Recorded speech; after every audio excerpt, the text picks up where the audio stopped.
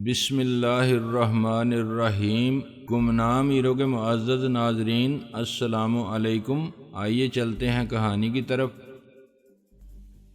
میں نے اس کی طرف دیکھتے ہوئے بہت دھیمی آواز میں کہا، یہ سائنسی اور سیاسی ترقی کے ناک کا زہر ہے جو رفتہ رفتہ شاید پوری دنیا کو ڈس جائے گا۔ شہاب صاحب، میری بات اس کی سمجھ میں نہیں آ سکتی تھی کیونکہ وہ اس کے سیاق و سباق سے واقف نہیں تھا۔ ہم فلم اسٹوڈیو میں کھڑے تھے، وہ شاید اسے کوئی فلمی یا جذباتی مکالمہ ہی سمجھا۔ اس میں زیادہ سار کھپائے بغیر بولا، بہرحال جی، زہر کی قسم پر تو لیبارٹری والے غور کرتے رہیں گے، میرا کام تو یہ دیکھنا ہے کہ زہر کس نے دیا، کس نے کھانے میں ملایا۔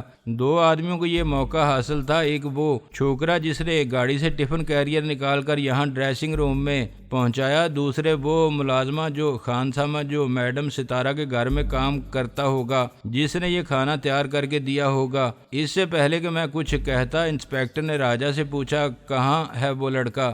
راجہ جیسے کسی خیال سے چونک کر بولا، باہر ہی کھڑا ہے، ابھی بلاتا ہوں۔ پھر وہ قدرے ہچکچاہٹ سے بولا، لیکن وہ تو بڑا شریف، بڑا تابعدار لڑکا ہے۔ انسپیکٹر صاحب، کم عمر بھی ہے، اتنی بڑی حرکت نہیں کر سکتا ہے۔ میں نے آپ سے درخواست کی ہے کہ اسے بلا دیں، میں نے آپ سے اس کے کریکٹر کی گواہی نہیں مانگی۔ انسپیکٹر نے راجہ کی آنکھوں میں آنکھیں ڈال کر خاصی حد تک انسپیکٹرانہ لہجے میں کہا۔ راجہ نے کندھے اچکائے اور دروازے پر پہنچ کر باہر جھانکتے ہوئے ہانک لگائی، اوئے جیرے کاکا، کہاں ہے؟ اسے اندر بھیج دو۔ تھوڑی دیر بعد 17-18 سال کا ایک سانولا سا لمبا ترنگا لیکن نہایت دبلا سا لڑکا اندر آیا۔ اس کی آنکھیں پھٹی پھٹی سی تھیں، وہ تھر تھر کانپ رہا تھا۔ انسپیکٹر نے معنی خیز انداز میں چھڑی ہاتھ میں مارتے ہوئے خونخوار نظروں سے اس کی طرف دیکھ کر پوچھا، کیوں بے، کتنی رقم ملی تھی میڈم کے کھانے میں زہر ملانے کی؟ زہر؟ لڑکے کی پھٹی پھٹی آنکھیں کچھ اور پھیل گئیں، اس کے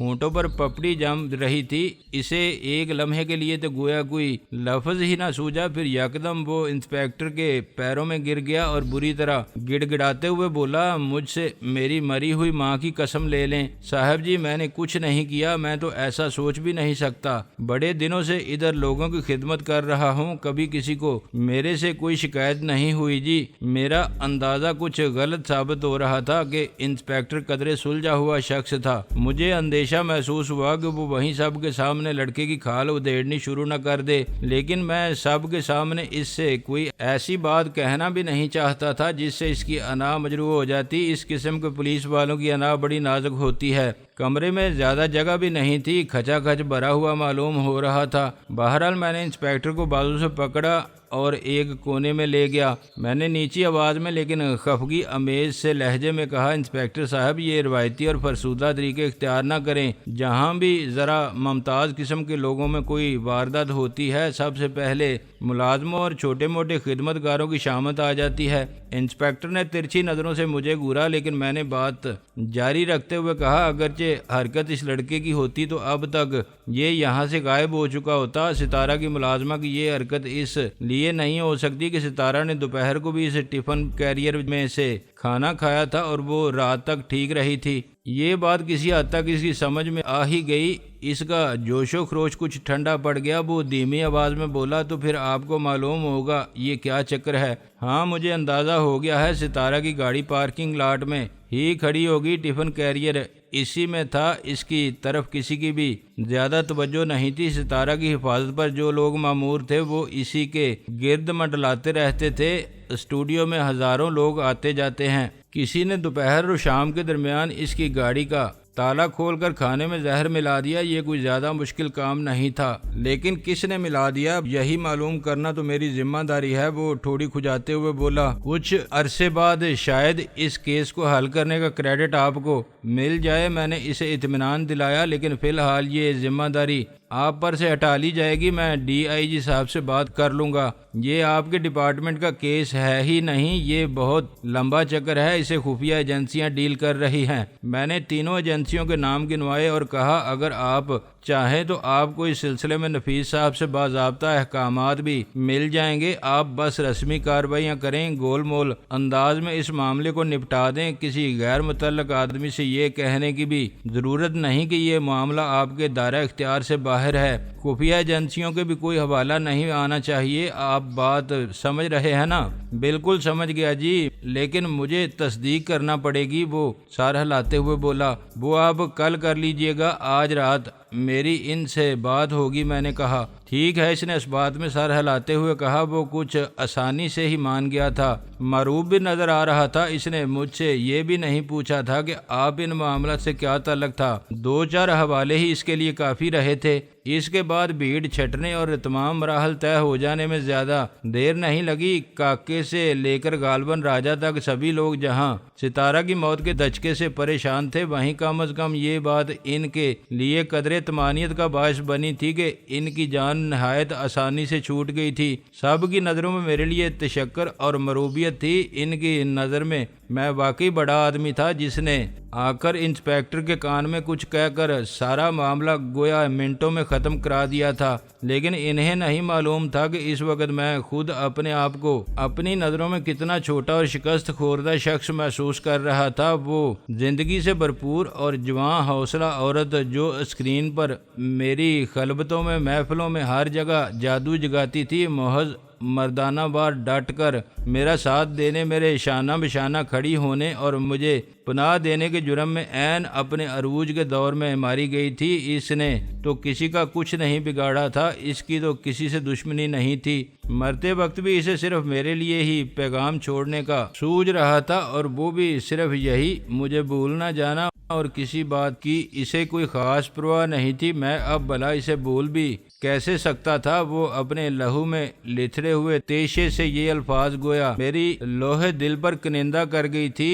فی الحال تو آج صبح کا منظر ہی میرے کان سے محو نہیں ہوا تھا۔ کتنے اہتمام سے تیار ہو کر وہ کیسی دلکش مسکراہٹ ہونٹوں پر سجائے گھر سے روانہ ہوئی تھی۔ میں نے اسی کے گھر کے گیٹ پر کھڑے ہو کر اسے خدا حافظ کہا تھا۔ زندگی کی حرارت گویا اس کے سراپا سے پھوٹی پڑ رہی تھی، اور اب بیانات ہو چکے، لاش اٹھائی جا چکی، لوگوں کی بھیڑ چھٹ چکی، تو میں اور راحیلہ آفاق کے ساتھ میرے اسٹوڈیو والے آفس میں آئے۔ آفاق کے بال بکھرے ہوئے تھے، چہرے پر وحشت تھی۔ ستارہ کی موت نے اسے بھی ہلا کر رکھ دیا تھا۔ آفس میں اپنی کرسی پر ڈھیر ہو کر اس نے دونوں ہاتھوں سے سر تھام لیا۔ میں اور راحیلہ اس کے مقابل صوفے پر بیٹھے تھے۔ چند لمحے کے لیے کوئی بھی کچھ نہ بولا۔ ہم تینوں اپنی اپنی جگہ الگ طرح کی سوگواری میں ڈوبے ہوئے تھے۔ راحیلہ نے تو خیر ٹونی کے ہاں سے روانگی کے بعد سے اب تک ایک لفظ بھی نہیں بولا تھا۔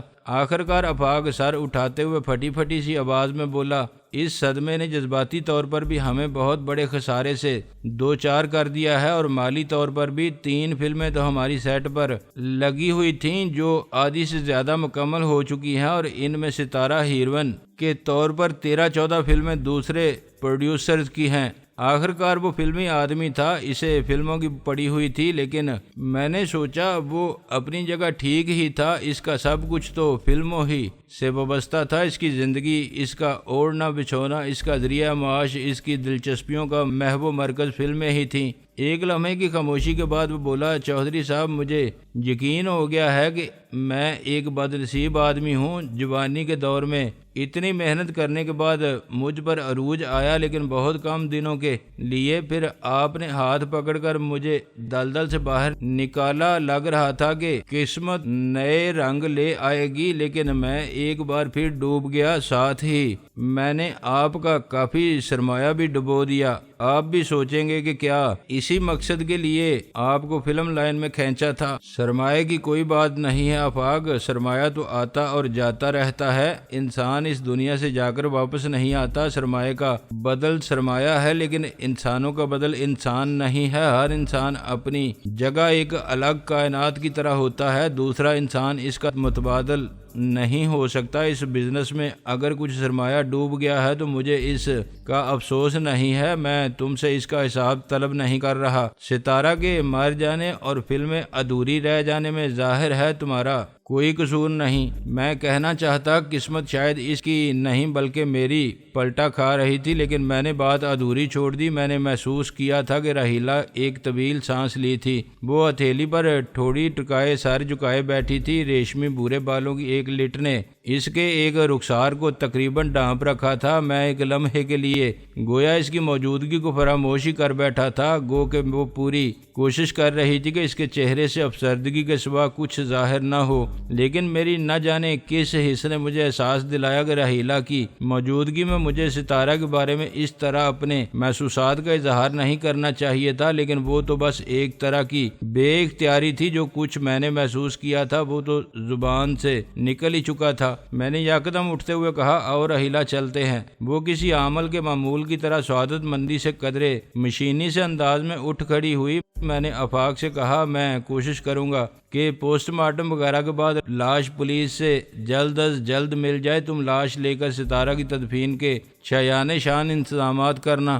وہ تو خود بخود ہوں گے سر۔ وہ ہاتھ ملتے ہوئے بولا، ابھی تو اس کی موت کی خبر پوری فلم انڈسٹری میں نہیں پھیلی، انڈسٹری ہل کر رہ جائے گی، کوہرام برپا ہو جائے گا۔ وہ میرے ساتھ باہر تک آیا اور برآمدے کی سیڑھیوں کے پاس رکتے ہوئے بولا، شاید نئے حالات کی روشنی میں ہمیں معاملات کو از سرِ نو طے کرنے کے لیے ایک تفصیلی میٹنگ کی ضرورت پڑے۔ نہیں، اس کی ضرورت نہیں، بس تم جس طرح مناسب سمجھو کام جاری رکھو۔ کام نہیں رکنا چاہیے۔ کوئی بھی مالی مسئلہ ہو تو تم پہلے ہی کی طرح میرے ڈائریکٹر فنانس سے مل لیا کرو۔ سر، میری سمجھ میں نہیں آتا کہ کیسے آپ کی نوازشات کا شکریہ ادا کروں۔ اس کی آواز برا سی گئی۔ مجھے یاد تھا کسی زمانے میں وہ بھی ستارہ کا چاہنے والا ہوا کرتا تھا، لیکن اس کی طرف سے چاہت کا جواب میسر نہ آنے پر اور پھر ستارہ سے میری شناسائی نکل آنے پر اس نے گویا اپنی کتاب زندگی سے یہ فرق پھاڑ کر پھینک دیا تھا۔ میں اسے خدا حافظ کہہ کر گاڑی کے قریب پہنچا تو میرے وہ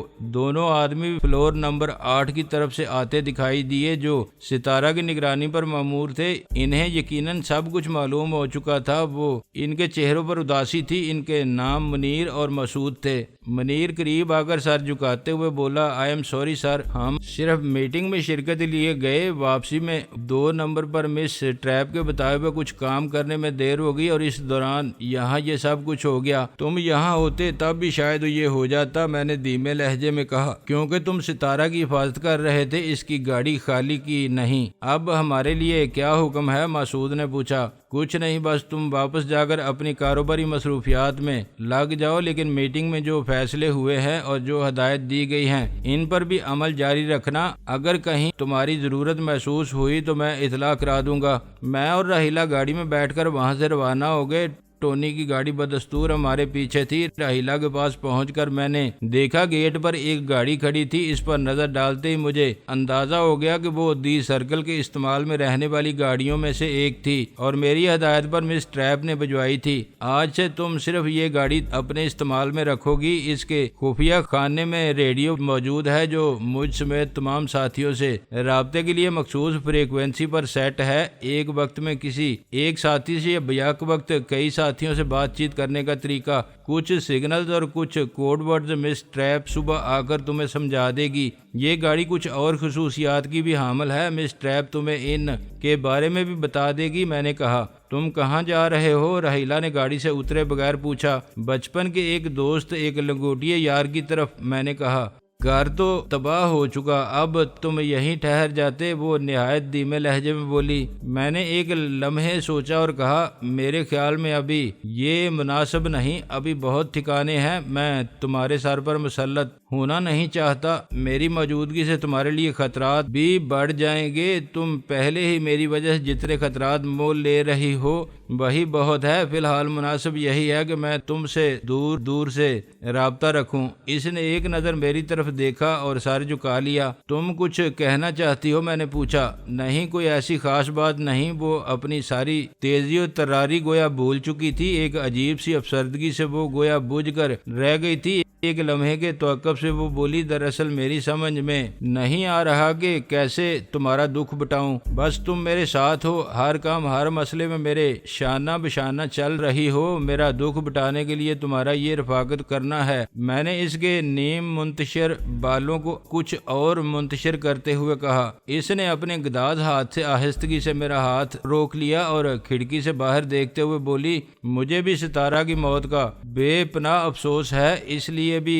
کہ وہ اس ملک کی غریب سی انڈسٹری میں بہت اچھا اضافہ تھی اور ابھی اسے بہت کچھ کرنا باقی تھا، اور اس لیے بھی کہ وہ تم سے اس قدر محبت کرتی تھی مجھے نہیں معلوم تھا، مجھے خود بھی نہیں معلوم تھا۔ میں نے جلدی سے کہا، میں اسے ایک اچھی دوست سمجھتا تھا اور بس میں کیا کہہ سکتا ہوں، کوئی اپنے ذہن میں کیسے خواب بن رہا ہے۔ میں نے تو قدرے جھوٹ بولا، مجھے اچھی طرح معلوم تھا ستارہ میرے بارے میں سوچتی تھی اور میں اس کے بارے میں کیا سوچتا تھا، لیکن راحیلہ کو نہیں سمجھا سکتا تھا کہ انسان کی چاہتیں کتنے خانوں میں ہوتی ہیں، کیوں بٹی رہتی ہیں اور کہاں آ کر تقدیر کے داغے جاتے ہیں، کہاں آ کر ملاپ کی راہیں گڈمڈ ہو جاتی ہیں اور جدا خلیج بن جاتی ہیں، کس سمت میں دست طلب بڑھتا ہے تو خانہ خالی جاتا ہے اور کس سمت میں بڑھنے نہیں پاتا۔ یہ سب انسانی نفسیات کی بھول بھلیاں تھیں۔ اس وقت میں ان میں بھٹکنے اور اپنے ساتھ راحیلہ کو بھی بھٹکانے کا متحمل نہیں ہو سکتا تھا۔ بات سلجھنے کی بجائے اور بھی الجھ سکتی تھی۔ میں تم سے کچھ پوچھ تو نہیں رہی، کوئی وضاحت تو مانگ نہیں رہی، وہ جلدی سے بولی، میں تو تمہارا دکھ شیئر کرنا چاہتی ہوں۔ دکھ شیئر کرنے کے اپنے اپنے انداز ہوتے ہیں، وہ ستارہ کی طرح میرے دکھ شیئر نہیں کر سکتی تھی، اس کے باوجود میں چاہتا تھا، اس سے میں شادی کرنا چاہتا تھا، ستارہ سے شادی نہیں چاہتا تھا۔ وہ گویا موضوع بدلتے ہوئے بولی، خیر میں تو صرف یہ کہہ رہی تھی تم یہیں ٹھہر جاتے تو اچھا تھا، یہ محاورتاً بھی تمہارا اپنا گھر اور حقیقتاً بھی گھر تو ابھی یہ بن ہی نہیں سکا، ابھی تو یہ صرف مکان ہے، یہ میں نے تمہاری نظر کیا ہے۔ میں نے کہا۔ ایک لمحے کے لیے وہ سر جھکائے بیٹھی رہی، پھر بیٹھی بیٹھی آواز میں بولی، ہمارے درمیان محبت کے سوا کوئی رشتہ نہیں ہے۔ میں نے اپنے رویے سے، اپنے عمل سے ہمیشہ مجھے یہی احساس دلایا کہ میں اپنی اور تمہاری چیزوں کو الگ الگ نہ سمجھوں۔ اس کے باوجود میں بتا دوں کہ میں کسی کی بھی نوازشات کے بوجھ سے گھبرا جانے والی عورت ہوں۔ میں نے بچپن سے لے کر اب تک بہت خود مختار زندگی گزاری ہے، مجھے نوازشات کے بوجھ تلے مت دباؤ، میں ٹوٹ پھوٹ جاؤں گی۔ جب میری اور تمہاری چیزیں الگ الگ نہیں تو یہ نوازشات بیچ میں کہاں سے آ گئیں؟ تمہیں ان نوازشات کو سمجھنے اور ان کے بوجھ سے گھبرانے کی ضرورت نہیں، یوں سمجھ لو کہ اب تم ہمیشہ سے زیادہ آزاد، زیادہ خود مختار، زیادہ انڈیپینڈنٹ عورت ہو۔ تمہیں کوئی اپنی نوازشات کے بوجھ تلے دبانے کی کوشش نہیں کر رہا، بلکہ اب تم اس پوزیشن میں ہو کہ چاہو تو دوسروں کو اپنی نوازشات کے بوجھ تلے دبا سکتی ہو۔ پھر ایک لمحے کے توقف کے بعد میں نے کہا، اور آئندہ اس قسم کے موضوعات پر بات کرنے اور گڑے مردے اکھاڑنے کی ضرورت نہیں۔ زندگی جو بھی چیلنج دے اسے قبول کرتی جاؤ اور کسی پچھتاوے کے ساتھ نہیں، خوش دلی اور گرم جوشی کے ساتھ زندگی کا سفر طے کرو۔ میرا ساتھ اگر دے سکتی ہو تو پورے دل سے دو، ورنہ ابھی کچھ نہیں بگڑا، واپسی کا راستہ کھلا ہے۔ مجھے بہرحال تمہاری اشد ضرورت ہے اور تمہارے بغیر میں ٹوٹ پھوٹ جاؤں گا۔ اس نے گویا تڑپ کر سر اٹھایا اور نم آلود آنکھوں کے ساتھ بات کی،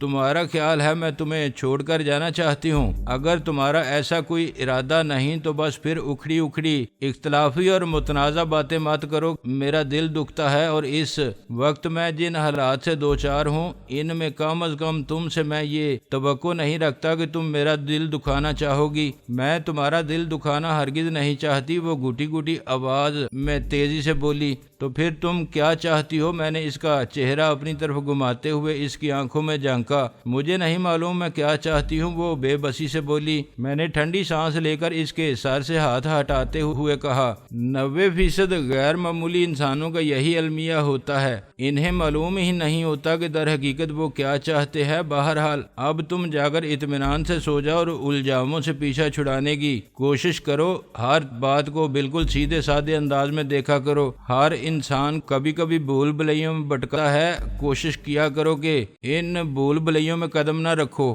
میں ہر بات کو بہت سیدھے سادے انداز میں دیکھنے کی کوشش کرتی ہوں، تو تم بہت الجھے دکھائی دینے لگتے ہو، وہ دھیمی سی آواز میں بولی۔ ابھی تمہیں میرے پاس آئے زیادہ عرصہ نہیں ہوا، کچھ عرصہ اور رہو گی تو مجھے سمجھنے لگو گی میں پہیلی ضرور ہوں لیکن زیادہ مشکل پہیلی نہیں۔ میں نے اس کا کندھا تھپتھپایا، وہ گاڑی سے اتر گئی لیکن پورچ میں کھڑی اس وقت تک دیکھتی رہی جب تک میری گاڑی ریورس ہو کر آگے نہیں بڑھ گئی۔